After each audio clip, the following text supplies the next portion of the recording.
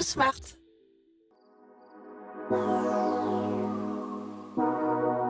C'est une association d'entrepreneurs qui œuvre pour l'amélioration de la qualité de l'air. Donc FIMIA, c'est ce qu'on appelle le réservoir des solutions pour la qualité de l'air, avec trois grands verticaux qui sont la mesure, tout ce qui relève de la métrologie, tout ce qui est l'expertise, donc comment on valorise l'information, la data et la mesure, mais aussi comment on la modélise de manière à pouvoir prévoir. Et puis tout ce qui est bien sûr solution de traitement, donc tout ce qui est remédiation, qui est à la fois des approches technologiques de remédiation, mais aussi qui peuvent être des approches de processus de changement de comportement. Hein, la meilleure remédiation, c'est de ne pas émettre. Donc c'est le traitement à la source. Si on n'émet pas, on traite.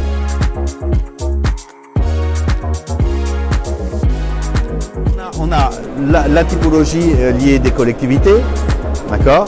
Donc on a le type de client, collectivité industrielle, et puis aussi tout ce qui est tout le monde, donc le chez soi, le particulier. Et puis après on a les activités,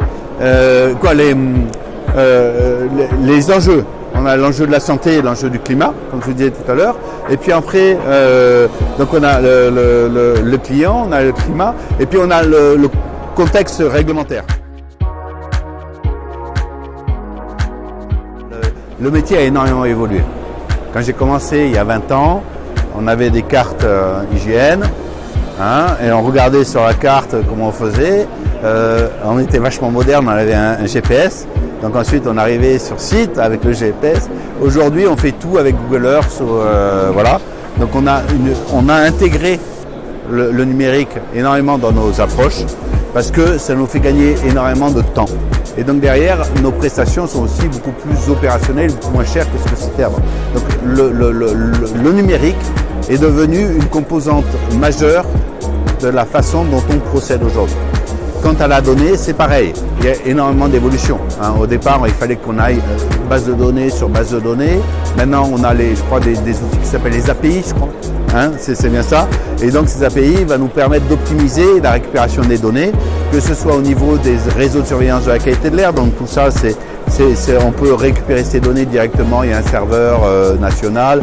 Et donc, l'ouverture de la donnée aussi, le public, etc., ça a énormément amélioré l'efficacité de récupération de cette donnée et ensuite son traitement. Mais la qualité de l'air, ça reste un sujet qui est très récent. C'est-à-dire que, comme je vous l'ai dit, la loi sur l'air et l'utilisation rationnelle de l'énergie, c'est 96. Donc ça fait 20 ans, quoi.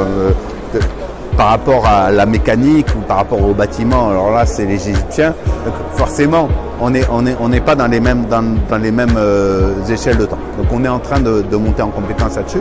Et il y a beaucoup de choses qui émergent en termes de capture de la donnée et de visualisation de la donnée. Comment on fait pour donner de l'information, donc tout ce qui est data visualisation. Et ça, c'est des choses qui sont en expansion. Alors, c'est en expansion et en même temps, il y a un petit biais. C'est que le marché de la qualité de l'air, c'est pas un marché constitué en tant que tel. C'est pas une filière, c'est pas le bâtiment. On a de plus en plus, on a la data, le numérique qui commence à vraiment être en ébullition. On voit tout ce qu'on peut faire avec ces outils, de la modélisation, de la décision, de la scénarisation. Mais on n'a pas encore un marché, ou alors on n'a pas encore d'acheteurs suffisamment impliqués sur la valorisation des bénéfices que cela peut apporter, qui sont des bénéfices non financiers. D'où l'importance éventuellement de travailler aussi sur les bilans non financiers des entreprises, où là on va pouvoir le valoriser, par exemple dans les démarches RSE. Voilà.